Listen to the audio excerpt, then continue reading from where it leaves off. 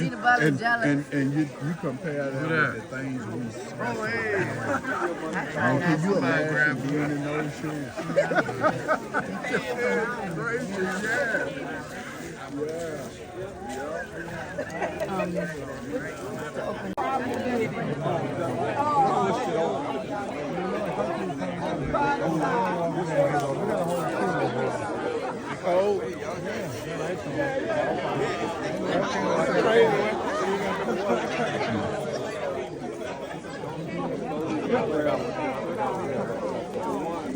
James D. Lawrence. Oh, shit. Jimmy D. Lawrence. I hope you come before we melt.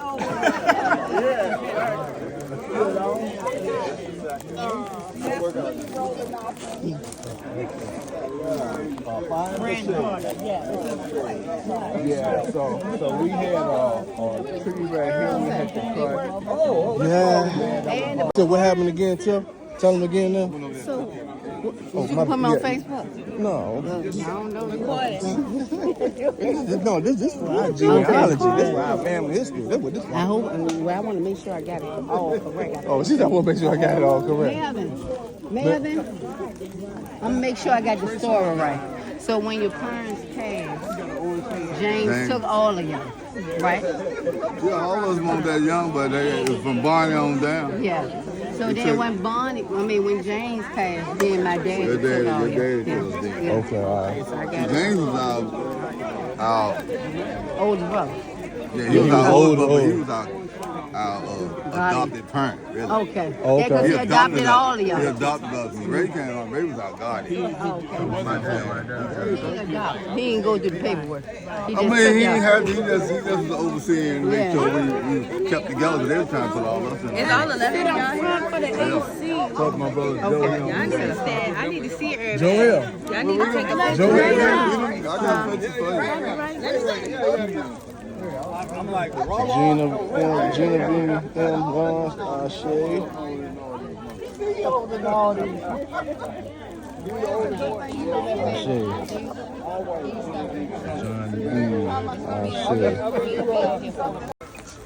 Can everybody back there hear me? Let me take this chewing gum out my mouth. Here comes Joe. All right, Joe. Come on, Joe. Joe back there talking. Oh, y'all just back up a little bit back there. I want to be free. You want, yeah, well, you can come over here and stand beside me.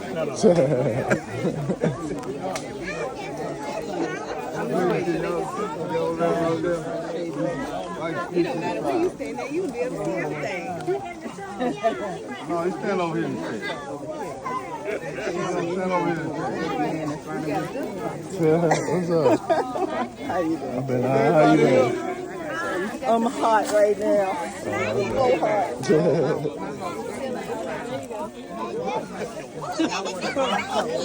All right, can everybody come a little closer? I really can't talk that loud. Man, but you done backed this up now. You want us to come closer? All right, can everybody hold it down for a minute? Can everybody come a Do little you want all closer? your siblings up there with you? Or you just gonna be? No, I ain't gonna be long. I mean, it's hot outside, so I know. I work in the heat, so you know I can. Feel good out here, huh? I'm on vacation now. I ain't trying to sweat too long. Hello, can everybody just come a little close? Can y'all hear me? We gonna open up now because this ceremony from 12 to 1 is 12:45. But anyway, let me give y'all a little bit filling information. For everybody don't know. Me and my 6 brothers and my 4 sisters decided to honor my mother and father and my brother James. What we did, we just renewed their gravestone monuments, and we did them. James got a military one also right there. So we redid them and got the proper dates because we had some conflict with the dates. My mother was born, so we fixed all that by statistics. So from that point on, we traveled back and forth, and got everything in place, and cleared the drapes right off, and just trying to put it together so we can get the family together, and we can honor you.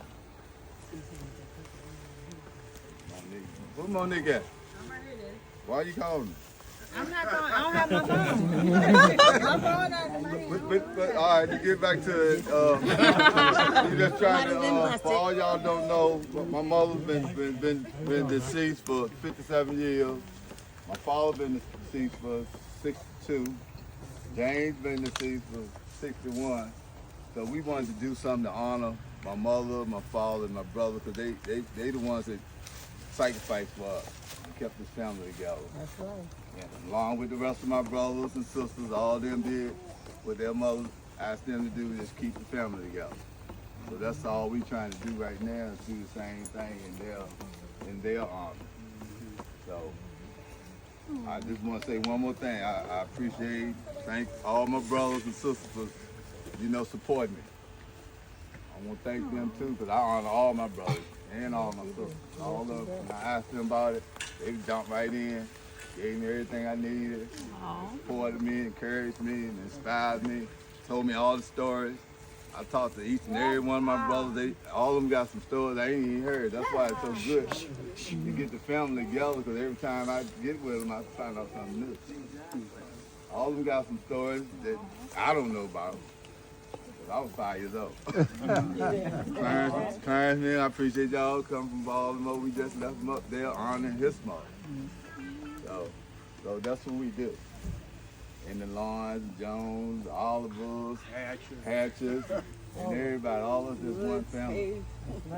So that being said, I just want to say thank God for this day and for all y'all coming together and honoring, helping us out with this honor. So with that, I'm turning over to my brother, Barney. All right, let him do what he. When we first started talking about doing this, I guess it's been a couple of months ago, and I'll echo Melvin's comments. I appreciate you guys being here for this important event, and my siblings jumping in, helping out. But when we started talking about it a couple of months ago, you might not be able to imagine, but my mind took me on a journey that I haven't been on in a long time. Thinking about trying to reconcile dates with events and what was going on with this, that, and the other, and thinking about trying to put myself in my parents' shoes. And I'm thinking, a 15-year-old girl marry an 18-year-old man and make the commitment to each other and embrace a family.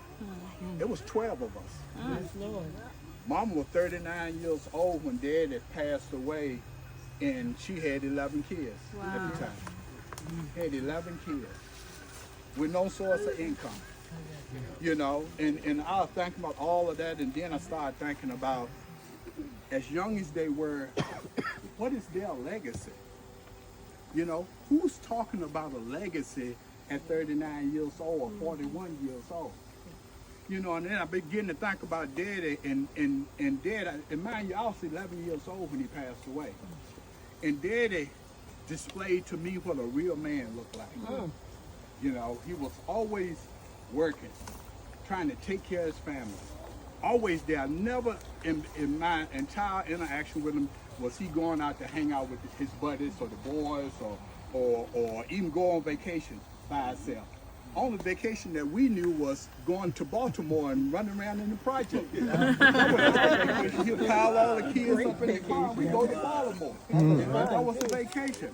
But he was a mechanic, and I remember laying on the ground all the time, Daddy, what you doing? And Daddy'd come from under the car and chase me off. But I still grew up with a passion for cars and a love for cars and with somewhat knowledge of how cars operate. And then I look at Mama. Mama taught me how important it is to have a relationship with God. Yes, Lord. Because she didn't just talk the talk, she walked the walk. And I would remember telling her that, hey, look, Mama, I don't feel good. I don't want to go to church today. And she'll say, okay, that's fine, but you're going to be sick all day. She said, we're going to go to church and we're going to come back and we're going to play, but you're going to still be in the bed sick. And guess what? Church looked a little bit better to me. So I would go on to church. And then I think about my oldest brother.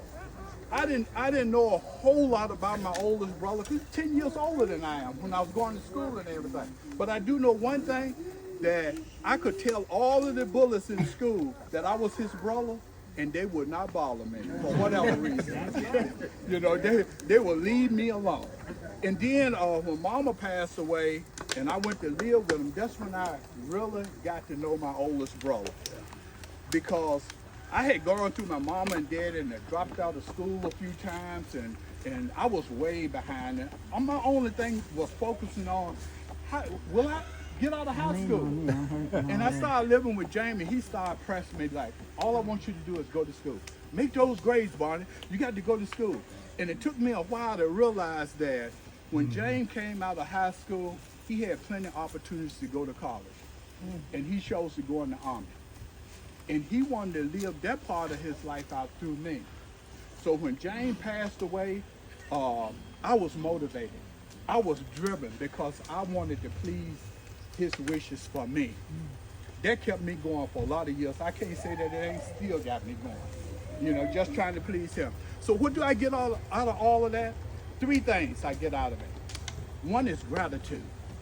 I am so grateful that God put me in a family of a couple that love each other and love their family and taught us to stick together. I'm grateful for my oldest brother and how he just challenged me on every end. I'm grateful for you guys, a part of my family, a family that stick together. The second thing is a sense of responsibility. Those seeds that were planted in me, they weren't just for me. They weren't just for me. They were for every person that God put on in my path. They were for me to say a kind word to somebody, to encourage somebody else. I can't hold on to anything that my family or my parents gave me. You know, it's great that they were able to give it to me, but I have to in turn give it to somebody else. That's right. And the final thing is legacy.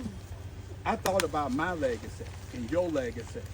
And one of the things I realized is that I don't care what my title is, how much money I got in the bank, what I accomplished in this life. Sure, all that helped you, but that doesn't establish our legacy.